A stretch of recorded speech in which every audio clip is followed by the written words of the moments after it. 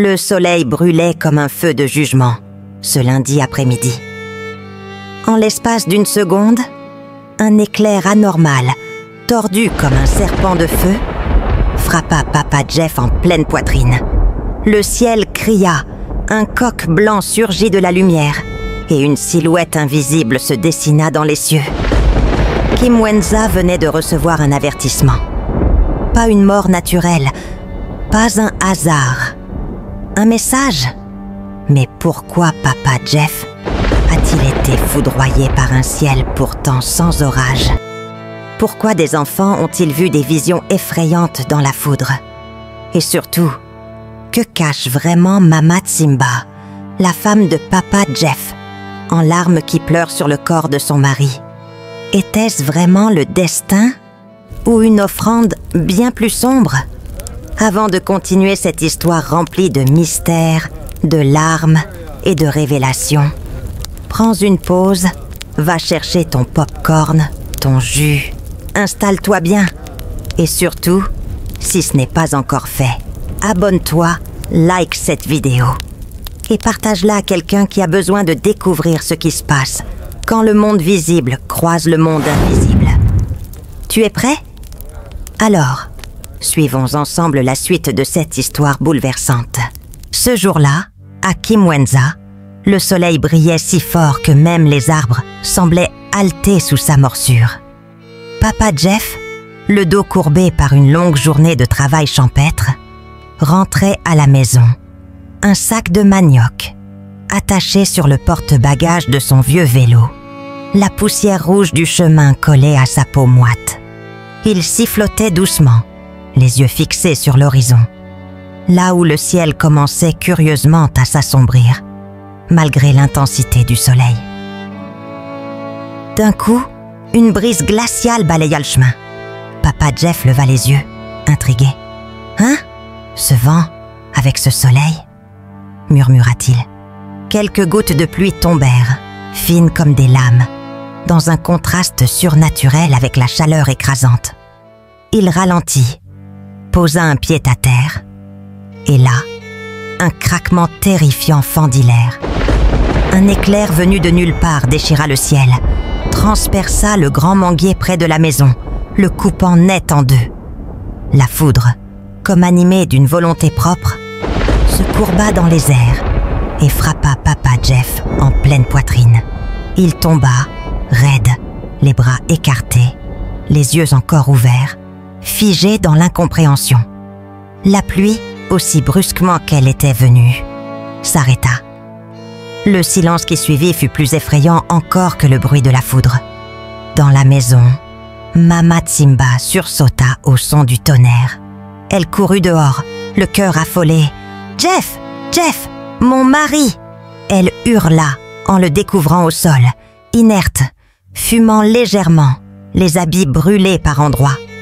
Les enfants du quartier, qui jouaient non loin, accoururent aussi, les yeux ronds de peur. Un des enfants, les lèvres tremblantes, murmura « Tata, on a vu un coq blanc sortir de la foudre. Il a crié comme un homme avant de foncer sur Papa Jeff. » Un autre renchérit. « C'était pas une foudre normale. On a tous vu l'ombre de quelque chose dedans. » Les adultes, alertés par les cris, commencèrent à s'attrouper. Certains murmuraient des prières, d'autres regardaient le ciel avec une peur sourde. Le vieux tonton Mavungu, connu dans le village pour sa sagesse et sa méfiance des choses invisibles, s'avança doucement. « Ce n'est pas la pluie qui a tué Jeff, c'est un message. Cette foudre, ce coq, ce sont des signes. Quelqu'un a lancé quelque chose contre lui. Il faut faire venir le pasteur. Ce n'est pas naturel. » Les murmures prirent de l'ampleur. Une tension mystérieuse s'installa. Quelque chose d'invisible, d'impur, venait de frapper Kim Wenza. Mama Tsimba s'agenouilla près de son mari, pleurant toutes les larmes de son corps, frappant le sol de ses poings. « Seigneur, pourquoi? Il n'a jamais fait de mal à personne. Il rentrait du champ. Il chantait encore ce matin. Pourquoi cette foudre? Pourquoi cette mort? » Son cri fendit le ciel, plus fort que la foudre elle-même. Pendant que certains s'affairaient à soulever le corps sans vie, d'autres continuaient à commenter, à spéculer. Une vieille femme murmura « Il y a des choses qu'on ne voit pas, mais qui nous voient, Il faut prier, il faut veiller. Ce n'est pas un accident, c'est un combat invisible. » Et pendant que le ciel redevenait d'un bleu étrange, dans le silence pesant, on aurait dit qu'un coq blanc chantait au loin. Mais personne ne voyait d'où venait ce son. La nuit tomba rapidement sur Kimwenza, comme si le ciel lui-même voulait pleurer en silence. Dans la cour de la maison de Papa Jeff, les voisins installèrent des chaises en cercle, allumèrent des bougies et entonnèrent des cantiques. Mama Tsimba, vêtue d'un pagne noir, le regard vide, restait assise près du cercueil improvisé. Les femmes pleuraient doucement en chœur, pendant que le pasteur priait, la Bible en main, demandant à Dieu de révéler les ténèbres cachées et de donner la paix à l'âme du défunt. Des murmures discrets circulaient entre les anciens, certains évoquant des jalousies, d'anciens conflits ou des alliances étranges passées dans l'ombre. Le lendemain, le soleil se leva doucement, baignant le village d'une lumière pâle. Les jeunes gens du village avec le cercueil de Papa Jeff avança lentement vers le petit cimetière du village. Il n'y eut ni cri, ni agitation, juste un profond silence brisé par les chants des femmes et les paroles graves du pasteur. Quand la terre recouvrit enfin le cercueil, Mama Tsimba tomba à genoux, élevant les mains vers le ciel. Et à cet instant, un vent léger passa entre les arbres. Comme une réponse discrète venue du ciel, la nuit tomba sur Kimwenza comme un rideau noir, lourd et menaçant.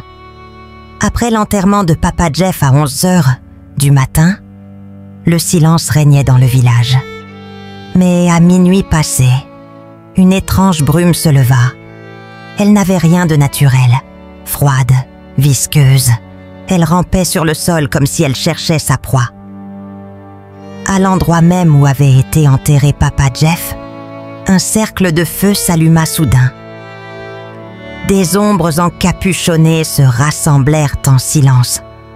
C'étaient les sorciers du village, chacun portant un symbole gravé sur le front. L'un d'eux murmura « Le pacte doit être scellé ce soir. Celui qui a été offert doit maintenant servir. » Une femme vêtue de noir s'avança, le visage caché sous un foulard trempé d'huile rouge. Elle leva les bras et entonna une incantation dans une langue ancienne, incompréhensible. Puis, elle s'agenouilla devant la tombe fraîche de Papa Jeff, sa voix plus claire, plus ferme maintenant. « Jeff! Jeff! Jeff !» Un grondement sourd se fit entendre sous la terre. Puis, dans un craquement sinistre, la tombe se fendit et le corps de Papa Jeff, encore vêtu de son pagne de l'enterrement, se redressa lentement. Ses yeux étaient vides, mais ouverts. Il respirait sans vie. La femme en noir le fixa de ses yeux rouges luisants. Elle murmura « Je suis désolée, Jeff. Tu ne devais pas être le sacrifice. Mais ils t'ont choisi. Ils m'ont servi. Je dois leur servir à mon tour. » Une larme noire coula sur sa joue, mais son cœur était sec. D'un geste lent, elle sortit une calebasse remplie de sang et d'ossements broyés qu'elle versa sur le corps.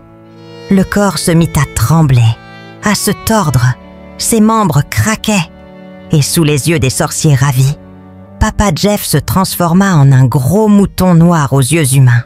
« Préparez-le » ordonna le chef des sorciers. Le mouton fut saisi, attaché, et sans le moindre cri, il fut égorgé rituellement. Le sang coula sur le sol sacré, et les anciens récitaient leurs incantations en cercle. Le feu s'intensifia. La viande fut préparée sur place, assaisonnée d'herbes interdites. L'odeur était puissante, presque divine, mais derrière cette senteur se cachait l'abomination. Autour du feu, les rires commencèrent à fuser. Les sorciers mangeaient la chair de Papa Jeff avec une joie macabre. Certains chantaient des chants de nuit. D'autres racontaient des secrets volés grâce à leur pacte. Jeff ne savait rien. Mais maintenant, il sert à nourrir les puissants. Lança l'un d'eux avec un sourire cruel. Une autre ajouta en riant. Il croyait qu'il mourrait pour rien. Mais il nourrit le sabbat de la lune rouge. Tous rirent. Le feu rougeoya plus fort encore, comme s'il applaudissait la cérémonie. Après la mort tragique de Papa Jeff, le silence s'était installé dans la cour de Mama Timba. Elle n'avait plus que le petit Jeff, à peine âgé de 3 ans. Un enfant aux yeux profonds et silencieux, comme s'il avait hérité du mystère de la mort de son père. Chaque nuit, Mama Timba le serrait fort contre elle. « Mon fils, tu porteras le nom de ton père, mais pas son destin.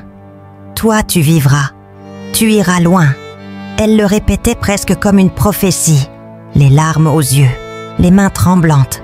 Après la tragédie mystérieuse de Papa Jeff, Mama Timba fut laissée seule avec leur fils unique, le petit Jeff, à peine âgé de 3 ans. Trop jeune pour comprendre la mort de son père, il grandissait avec des questions pleines de silence.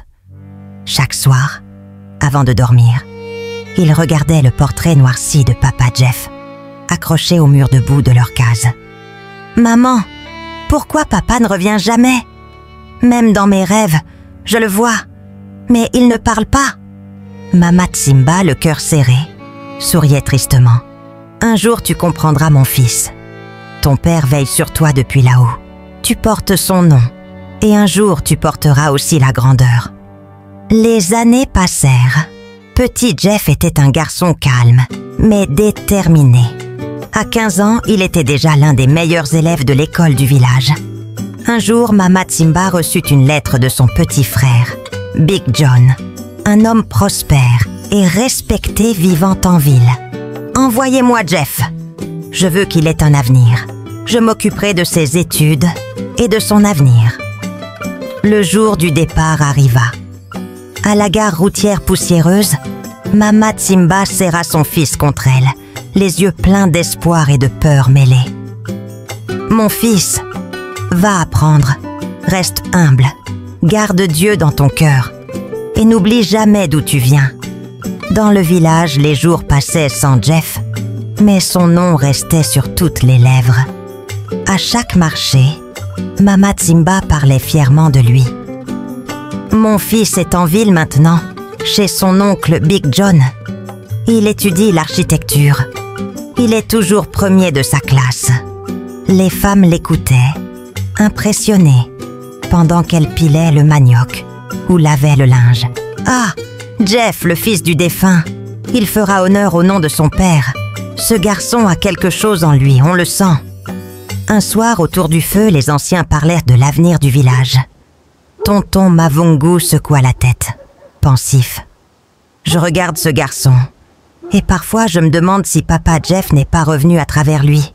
Il lui ressemble trop. Même le regard, c'est le même. » Un autre vieux ajouta, « Pendant ce temps, en ville, Big John, l'oncle riche, avait bien accueilli petit Jeff. Il vivait dans une grande maison, conduisait des voitures brillantes, et sa société de construction employait des dizaines d'hommes. Petit Jeff, émerveillé, découvrait un monde nouveau, mais ne perdait pas ses racines. Chaque soir, il appelait sa mère. « Maman, j'ai eu 18 sur 20 en maths aujourd'hui. » Et elle, le cœur débordant de joie, racontait tout au village dès le lendemain. Mama Timba devint une femme respectée, presque révérée. À chaque marché, des gens l'arrêtaient. « Timba, ton fils devient un vrai monsieur. » Oui, grâce à Dieu, il travaille dur et son oncle est un homme bon. Un jour de grande chaleur, alors que le soleil tombait en flèche sur les collines du village de Kimwenza, Mama Timba revenait lentement de son champ. Son panier était à moitié rempli de manioc, et son pagne imbibé de sueur collait à son dos. En passant près de la rivière, elle s'arrêta net. À travers les feuillages, elle aperçut des jeunes filles en train de se laver. L'eau miroitait autour d'elle comme des éclats de lune. Mais une seule attira son attention. Une silhouette élancée, la peau douce comme du lait caillé, les yeux rieurs et la démarche noble. « Eh, Ngai Mama Tsimba, c'est qui cette beauté-là » murmura-t-elle pour elle-même. Elle la reconnut aussitôt. C'était Malaika, la fille de sa meilleure amie Sifa. Son cœur battit plus vite. En rentrant chez elle, Mama Tsimba déposa à peine son panier qu'elle ressortit immédiatement.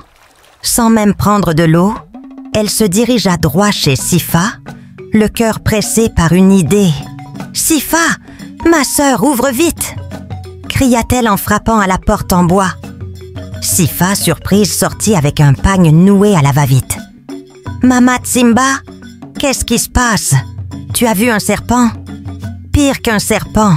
J'ai vu l'avenir de mon fils, Sifa. J'ai vu ta fille dans la rivière aujourd'hui. Cette enfant est trop belle. Je ne peux pas la laisser passer. » Sifa éclata de rire en couvrant sa bouche. « Malaika, elle? Mais elle n'a que 18 ans, oh. Et alors? Mon petit John est à Kinshasa chez son oncle Big John. Il travaille dur. Il m'a dit qu'il cherche une fille propre, calme, bien élevée. Est-ce que Malaika n'est pas cette fille-là? » Sifa prit un air réfléchi. Elle connaissait Mama Tsimba depuis l'enfance. « Laisse-moi en parler à son père ce soir. Tu sais comment il est. » Le soir venu, dans la maison modeste mais propre des Sifa, l'ambiance était sérieuse. Papa André, le père de Malaika, avait posé sa pipe à côté du feu. « Petit John, c'est un garçon bien, c'est vrai. Mais est-ce qu'il est prêt à prendre une femme ?» demanda-t-il. « Il travaille depuis 2 ans à Kinshasa. Il est stable, » répondit Sifa calmement. « Bon, si Malaika est d'accord, moi je ne vois pas d'inconvénient. » Et ainsi, sans tambour ni trompette, un accord tacite fut noué entre 2 familles. Le lendemain matin, Mama Tsimba revint voir Sifa, un large sourire aux lèvres. « Alors? Bonne nouvelle? »« C'est d'accord, » répondit Sifa. « Mais il faut que les enfants se parlent. » Mama Tsimba n'attendit même pas la fin de la phrase qu'elle était déjà en train de préparer une chambre pour accueillir Malaika de temps en temps. « Qu'elle vienne m'aider à la maison. Je veux voir comment elle se comporte, hein? Une femme, ça s'apprend. » Malaika, bien qu'un peu timide, accepta. Elle avait entendu parler de petit Jeff. Un garçon sérieux, respectueux, pas comme ceux qui traînaient au village avec les pantalons en dessous des fesses. Le premier jour dans la case de Mama Tsimba fut rude. « Hé Malaika, ici on se réveille à 5 heures. » La jeune fille sourit timidement. « Maman, je suis prête à apprendre. » Les voisines commencèrent à parler. « Mama Tsimba veut marier son fils, hein? Elle a mis la fille de Sifa en stage déjà. » Mais Malaika est respectueuse. Elle salue tout le monde et elle travaille. Peu à peu, la jeune fille gagna le cœur du quartier. Même les enfants venaient à jouer autour de la maison quand elle était là. Mama Tsimba, quant à elle, se réjouissait en silence. « Mon fils va rentrer de Kinshasa bientôt. Quand il verra Malaika, il saura que sa mère ne fait pas des mauvais choix. » Elle priait tous les soirs, mains levées vers le ciel. « Seigneur, que leur union soit bénie. Éloigne les jaloux et couvre ma belle-fille de sagesse. » Le destin semblait déjà en marche. Une année s'était écoulée depuis que Mama Tsimba avait confié son rêve à Sifa. Au village, Malaika continuait de servir avec zèle dans la case de Mama Tsimba. Elle était devenue comme une fille pour elle. Mais loin de là, à Kinshasa, les choses prenaient une toute autre tournure.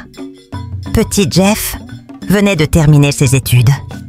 Il était jeune, intelligent et prêt à affronter la vie. Un soir, son oncle Big John le fit asseoir dans le salon spacieux de leur maison à Gombe. « Écoute mon petit Jeff, » dit l'oncle Big John avec un ton grave. « Je vois que tu as fini tes études.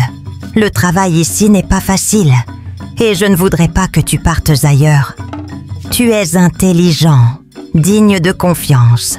Prends les clés de la maison. » Il sortit un trousseau et le déposa lentement dans la main tremblante de son neveu. « Demain, tu viens au bureau. Tu signes ton contrat. Tu travailleras pour nous, pour toute la famille. Nous ne sommes que deux, moi et ta mère Tsimba. Prends soin d'elle aussi. » Petit Jeff était ému. Il ne s'attendait pas à tant de responsabilités d'un coup. Il reçut également les documents de la société, une voiture neuve garée devant la maison et les codes d'accès à tous les comptes. « Merci, tonton. Je ferai de mon mieux, » répondit-il humblement, la gorge serrée.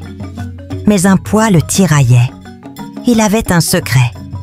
Il vivait déjà avec une jeune femme nommée Linda, une belle quinoise, étudiante en communication, et elle portait son enfant. Le lendemain, après la signature officielle, petit Jeff prit son courage à deux mains et parla à son oncle. « Tonton, je dois te dire quelque chose. J'ai une fiancée. Elle s'appelle Linda. Elle est enceinte. » Big Jeff écarquilla les yeux. Il se gratta la tête longuement, resta silencieux, puis soupira. « Et ta mère, elle sait ? » ?»« Non, tonton, pas encore. Je n'ai pas eu le courage. » Big John se leva, fit quelques pas et regarda par la fenêtre. « Écoute, ce qui est fait est fait. Si tu assumes, alors il faut faire les choses bien. Je ne peux pas te rejeter pour ça. Dis à ta fiancée de venir habiter ici. » Petit Jeff n'en revenait pas. « Tonton, tu acceptes ? Ce n'est pas à moi de juger. Mais prépare-toi. Ta mère ne va pas avaler ça facilement. » Quelques jours plus tard, Linda arriva avec 2 valises. Elle était belle, le ventre légèrement arrondi et le regard confiant. Elle salua respectueusement Big John et s'installa avec petit Jeff dans la maison familiale. Pendant ce temps, au village, Mama Tsimba priait tous les matins à l'aube. « Seigneur, que petit Jeff vienne vite, que son cœur s'attache à Malaika, que mon rêve ne soit pas en vain. » Malaika, elle, attendait, discrète mais pleine d'espoir. Elle avait cousu une robe spéciale pour le jour où il reviendra, mais les nuages noirs s'amoncelaient à l'horizon. Le silence de petit Jeff devenait lourd. Le soleil s'était couché sur le village quand le téléphone de Mama Tsimba vibra. C'était un appel de Kinshasa. Elle s'empressa de décrocher. « Allô ?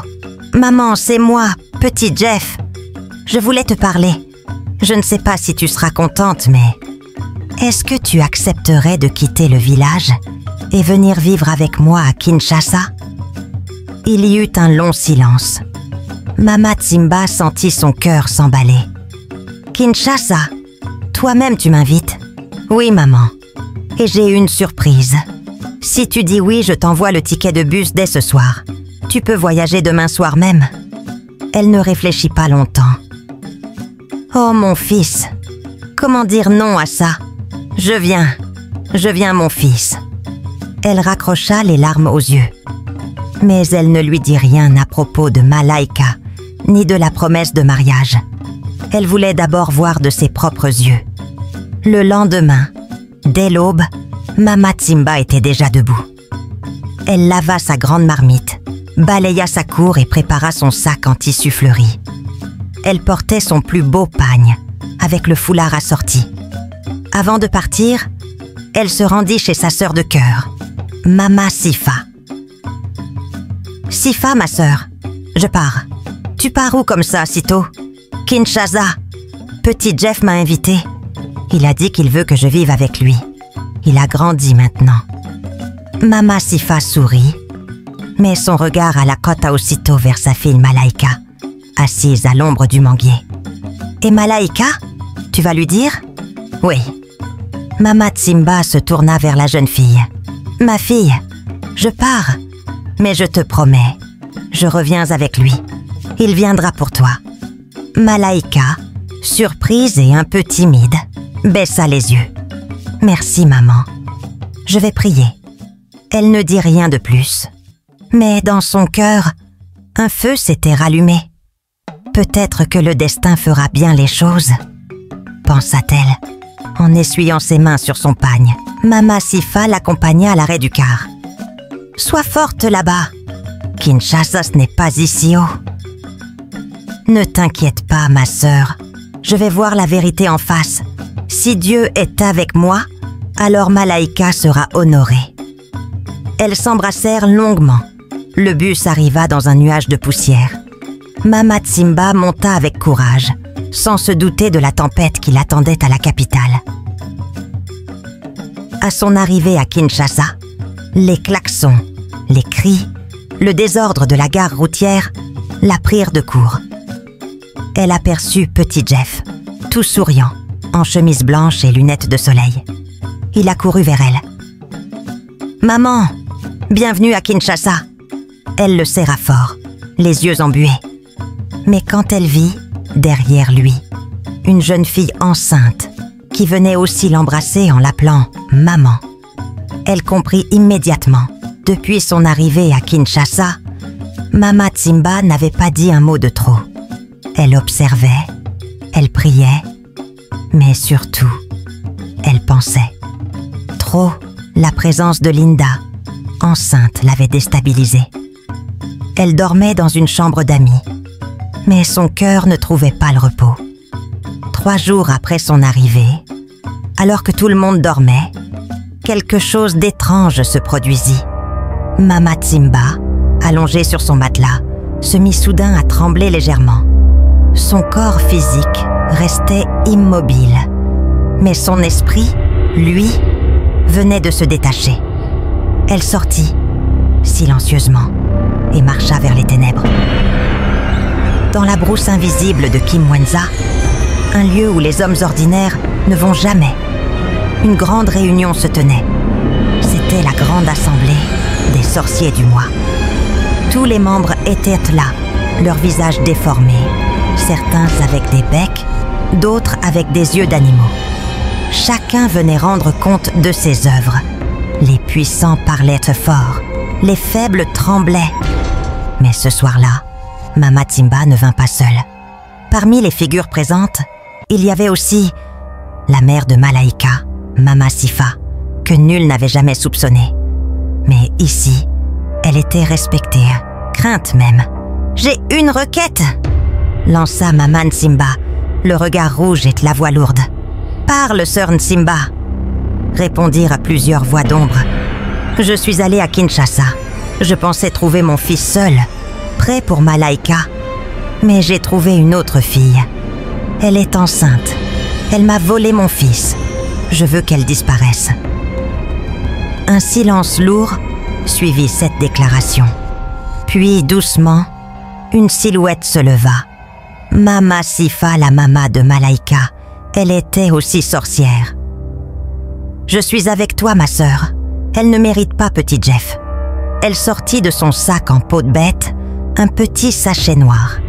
À l'intérieur, des champignons secs, d'un genre que seul le monde mystique connaît. Tous les sorciers applaudissaient. « Voici de quoi régler ton problème. Que la bouche qui mange cela.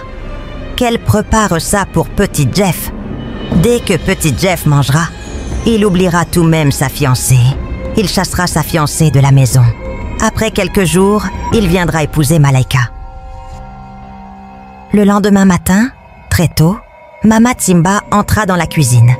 Linda était déjà là, préparant le thé. « Ma fille, viens, prépare ce que je vais te donner. Je veux goûter à ta main. » Elle posa calmement le sachet sur la table. Linda le prit innocemment, sans savoir. « Merci, maman. C'est gentil de ta part. » Mama Tsimba ne répondit rien.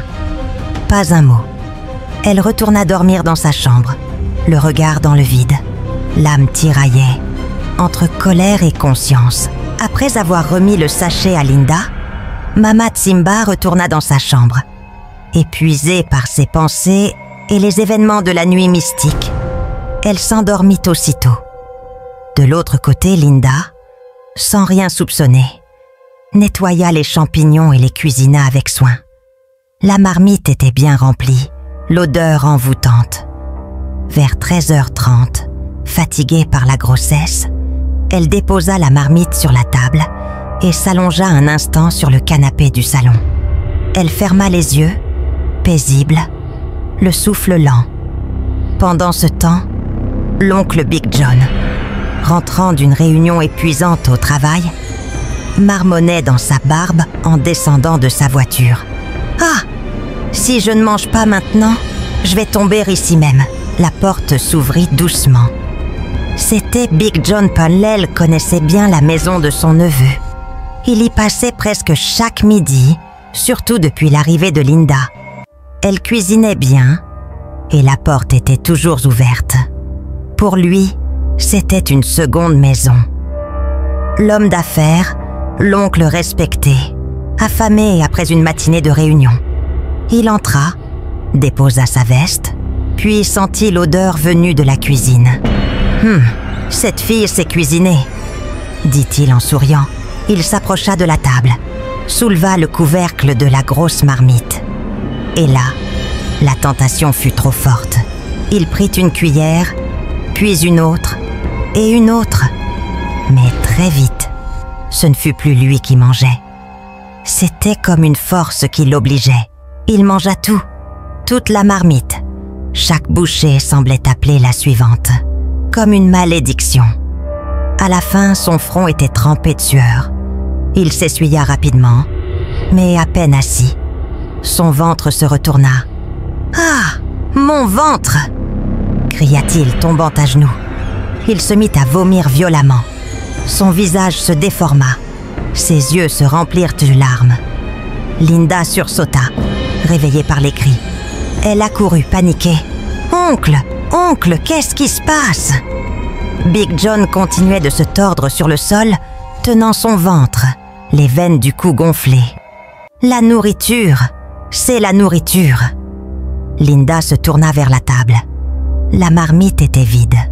Son cœur battait à toute vitesse. C'est à ce moment que Mama Simba ouvrit brutalement la porte de sa chambre. « Qu'est-ce que j'entends là ?» Elle accourut, et ce qu'elle vit la glaça d'effroi. Son propre frère, Big John, était en train de mourir lentement à cause d'elle. « Non, non, Seigneur, non !» cria Mama Simba en tombant à genoux à côté de lui. « Qu'est-ce qu'il a mangé ?»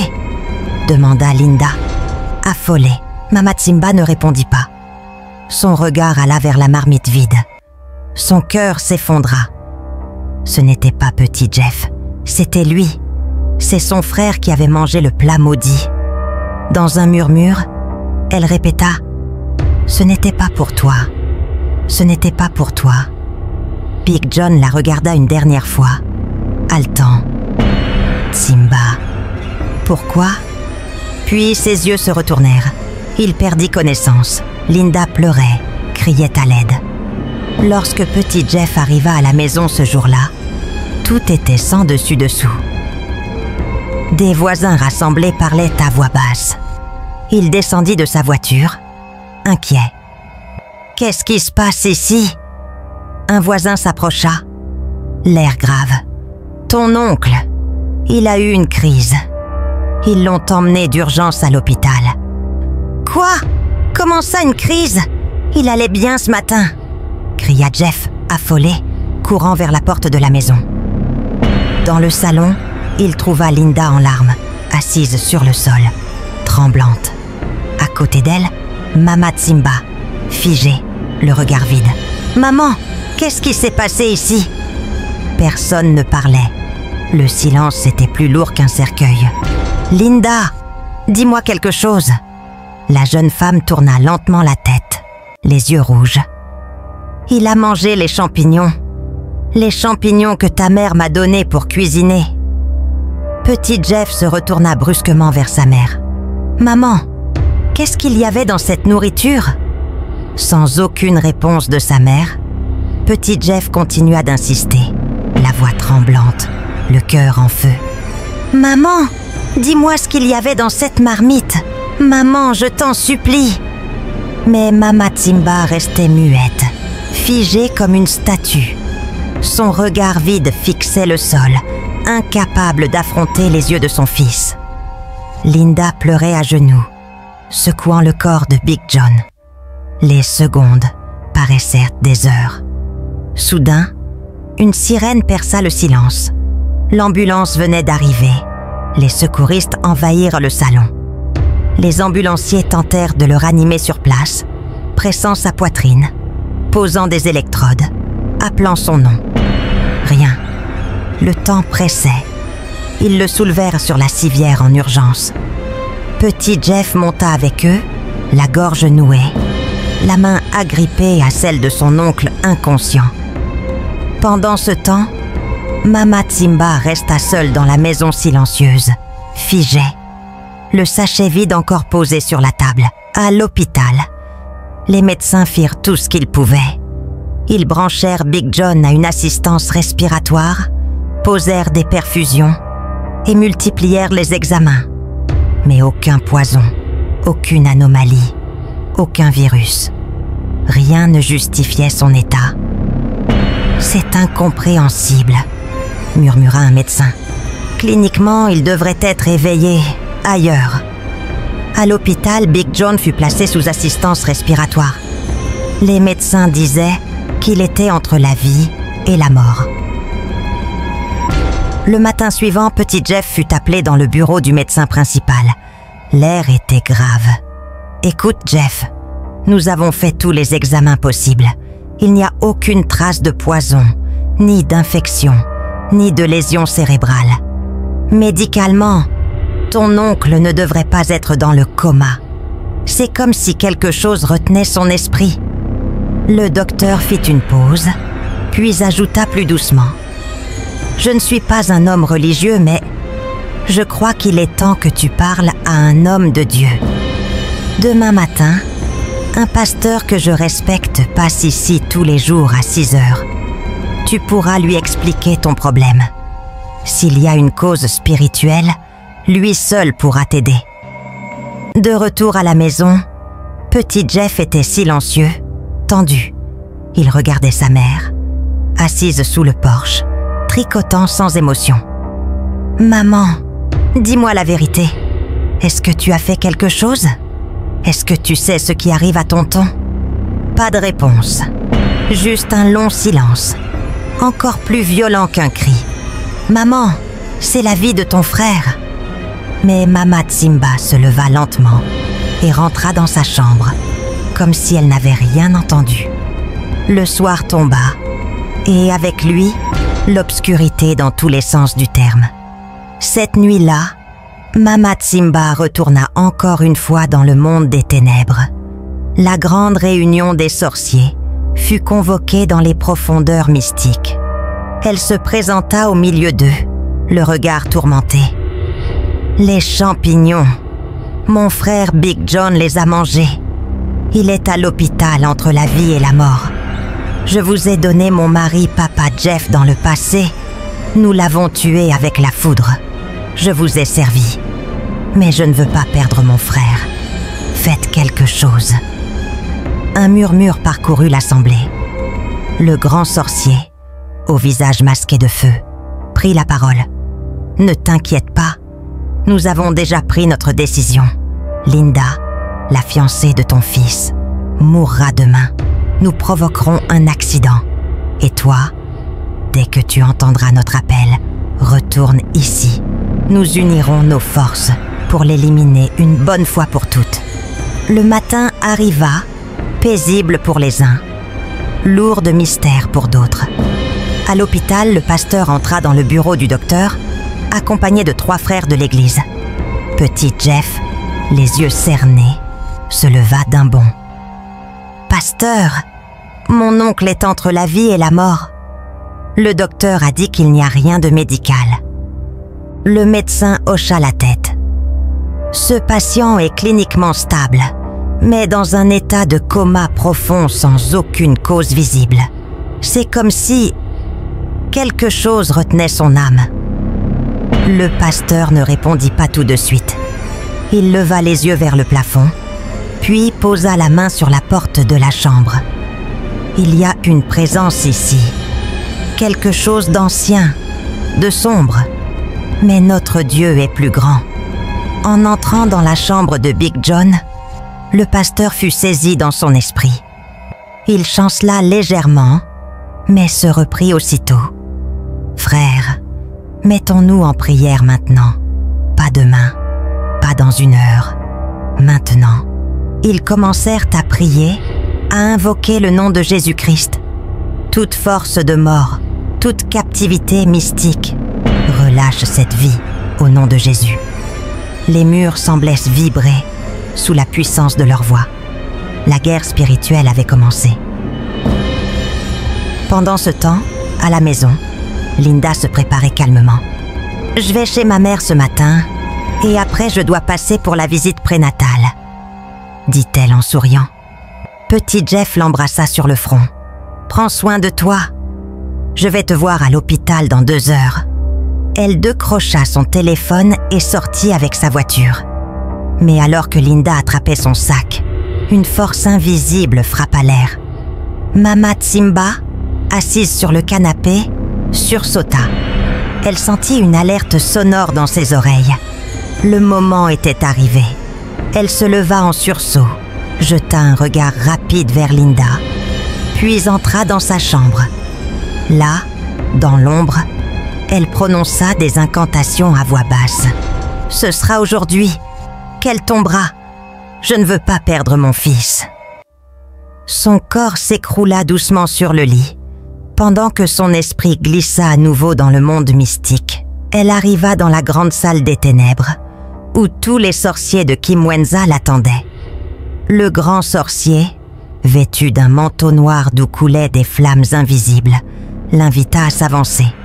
« Aujourd'hui, c'est toi qui ouvriras le portail. Nous te suivrons. » Devant tous, Mama Tsimba leva la main. Le miroir mystique s'illumina, montrant Linda conduisant dans sa voiture jaune. « C'est maintenant !» cria l'un des sorciers. Elle brandit un couteau mystique, l'arme destinée à la frapper spirituellement à distance. Mais au moment exact où elle leva la main, un tonnerre déchira le ciel spirituel. Une lumière aveuglante descendit sur le cercle. Un feu venu du trône de Dieu consuma Mama Tsimba en un éclair. Les sorciers crièrent, coururent, disparurent dans le néant. Le royaume des ténèbres venait d'être exposé. Au même moment, Linda sentit un frisson glacé traverser son dos. « Bizarre, comme si la mort m'avait frôlé, » murmura-t-elle. Et à l'hôpital, Big John ouvrit soudainement les yeux. Il haleta, regarda autour de lui puis prononça faiblement « Le sang de Jésus m'a sauvé !» Les frères éclatèrent en louanges. Le pasteur, les larmes aux yeux, tomba à genoux. Dieu n'a pas échoué. Il a renversé l'autel du sang. Le soir, petit Jeff rentra avec Linda, le cœur plein de gratitude. Il tenait sa main avec amour. « Maman va être tellement contente d'apprendre que tonton est réveillé. » Mais en arrivant à la maison, un silence étrange régnait. Pas de lumière, pas de mouvement. « Maman, tu es là ?» Ils appelèrent, cherchèrent, rien. Finalement, Linda ouvrit lentement la porte de la chambre de Mama Tsimba. Elle recula d'un pas, la main sur sa bouche. « Jeff, viens vite !» Il entra et trouva le corps de sa mère allongé sur le lit, les yeux clos, le visage paisible, mais sans vie. Elle était morte. Maman Tsimba était morte. Une odeur d'ozone flottait dans la pièce, comme après la foudre. Petit Jeff tomba à genoux, les larmes coulant. « Maman, pourquoi tout ça ? Voilà, l'histoire d'aujourd'hui touche à sa fin. Si tu n'es pas encore abonné à cette chaîne, c'est le bon moment pour le faire. clique sur s'abonner, active la cloche pour recevoir toutes mes prochaines histoires dès qu'elles sortent. Tu ne voudras pas manquer la suite. Et à vous, mes abonnés fidèles, merci infiniment. Votre écoute, vos commentaires, vos partages, tout ça compte énormément pour moi. Si tu entends encore ma voix, c'est que tu as regardé cette vidéo jusqu'au bout. Et ça, c'est quelque chose que je respecte profondément. Tu fais partie des vrais, des engagés, des passionnés d'histoire. Merci du fond du cœur pour ton soutien. On se retrouve très bientôt pour une nouvelle aventure. Que Dieu te garde et à la prochaine.